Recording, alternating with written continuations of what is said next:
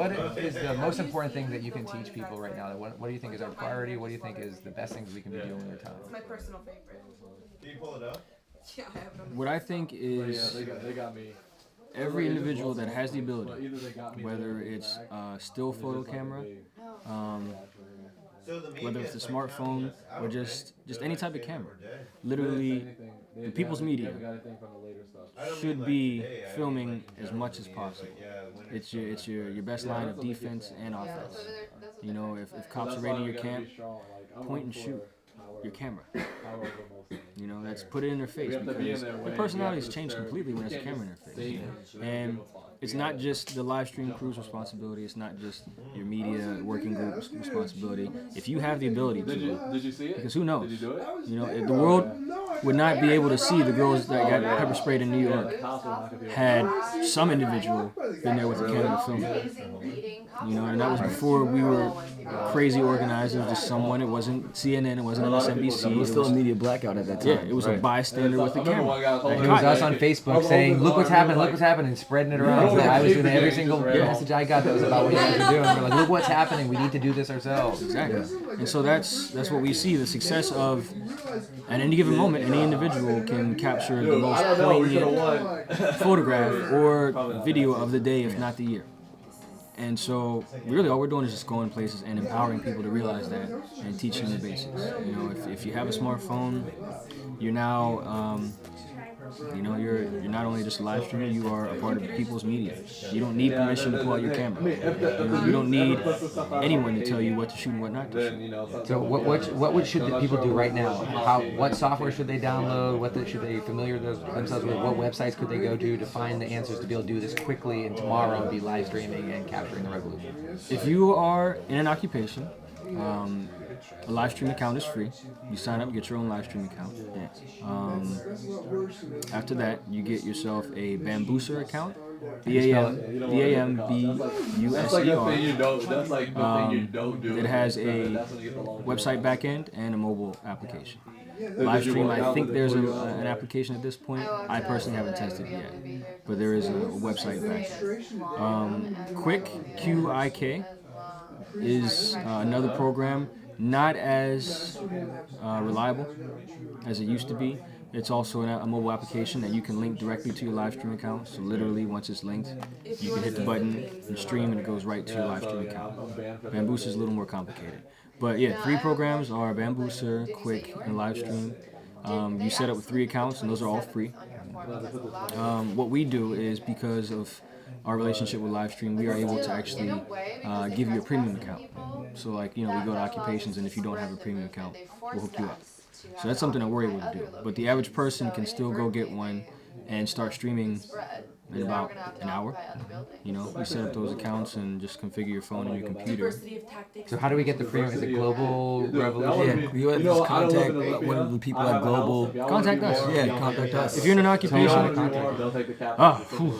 let's see. You can contact us by our Twitter, which is Occupy the Roads. Occupy the Roads. Roads plural. Our Facebook is the same, Occupy the Roads. If you want to contact me personally, send me a text message, 917-723-7940. I don't have a problem giving out my cell phone. No one's prank called me yet. If they start, then I got a second cell phone number. I'm already ready for that. That's the best way. My email box is flooded with emails from every occupation that I've been to. So I would prefer phone calls or text messages if you need our personal assistance. You can email me. I think you use mine, onlyhuman89@gmail.com. Onlyhuman89. Yes. I like the fact that we're the 2 Occupy the Road and Roads folks out there. So, we knew we were going to find you. Yeah, it was just so random that we happened to be in the same house at the same time after what just happened together. Exactly. Honestly, man, I don't even know if I can say this stuff is random anymore. I don't. I agree, man. We're definitely meant to meet the people that we meet, and we're working together even before we knew each other. I agree. Now, were you guys in the Capitol building, and how long were you in there today? 4 hours, 5 hours. I don't know. We were in there. When did you leave?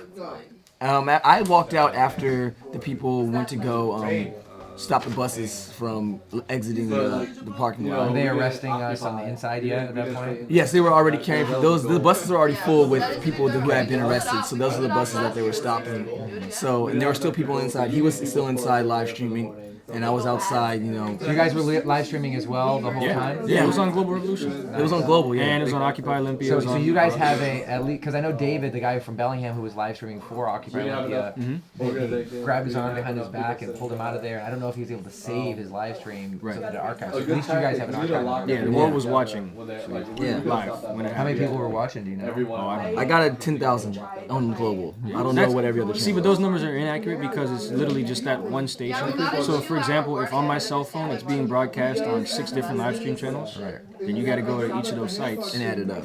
Yeah, Yeah, I think we were on. We're on a lot of sites: Bellingham, Tacoma, Olympia, Global, our channel, your channel. Yeah, and that's what's kind of funny is because our channel, when you go like just regularly, probably aren't a lot of viewers, but we broadcast on other channels, and we really don't spend a lot of time advertising our channel because we just do a lot of work on the ground anyway. So we haven't really even had a chance to advertise and push and market our channel. But when something goes down, it's just a matter of what station put it on. Now, so you've had experience, you've been in Zuccotti Park, so what are some things, like one of the things I hear at every single occupation, I've been stopping at, but we've seen the ones between here and here in Bellingham, we're going to stop at Everett, Tacoma, and what I see is it's like they're spending all their time on this camp. 110% of the energy, and not being able to organize and do stuff of value. Now, you guys don't have a camp anymore. We still have ours. Seattle is about ready to change theirs. Portland doesn't have one at all. How important is the camp? I know it's a tactic. What other things could we be doing other than spending all our time and energy camping to get stuff happening that's useful and helpful? Look, we didn't even go to jail. They didn't even say we're going to jail. They're saying I would you're say, gonna get released. You're just gonna have to my knowledge, someone the stood there and told us how to go limp. formula for what we created as an occupation physical space. I don't like calling it a camp, just the assembly. General assembly of individuals that are spending a lot of time The thing is, there's a real just building a community and a culture. I think it's very important because it's the best outreach that our country has ever seen for all those that our society considers derelict. And it's funny because that's the one thing that most often it's our hipster friends like to complain about. They're not used to spending time around crackheads, heroin addicts, drunks, veterans, people with mental disorders, and homeless people. Those are the people that are never embraced in our society. Next to the people that are in the prison system, those are the people that are never embraced in our society. Those are the people that need to be included the most. Those are the people that have a serious voice, and you never know when they're going to rise to the occasion, especially a veteran.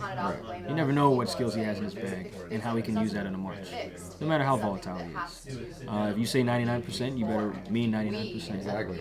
And if you don't practice that, then honestly, you need to do some soul searching. So I say that I think the assembly space is incredibly important because where else are these people going to get a place to stay and free food consistently every day and a welcoming, loving environment? Does it need to be outside, or can we bring them inside? Because Seattle has a Occupy house. It's a bank-owned home. We were there 2 nights ago. We got to interview the folks staying there, and they got 4 or 5 others that they're working with. I think that's where we should be going, getting people out of the cold. Like, you're in New York. I'm from Boston. I live in Bellingham. It's fucking cold and nasty out. Yeah. We need to get people out of that. Because there are people. There's this guy who's in a wheelchair there. He's got a broken foot. He's freezing. He's gonna die. I agree.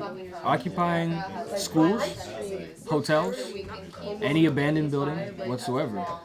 When we went to Tacoma, one of the first things they showed us was they went on a map and literally just put dots on every foreclosed home that was abandoned in their city. And it just so happened that 90% of them were in the area that they were occupying.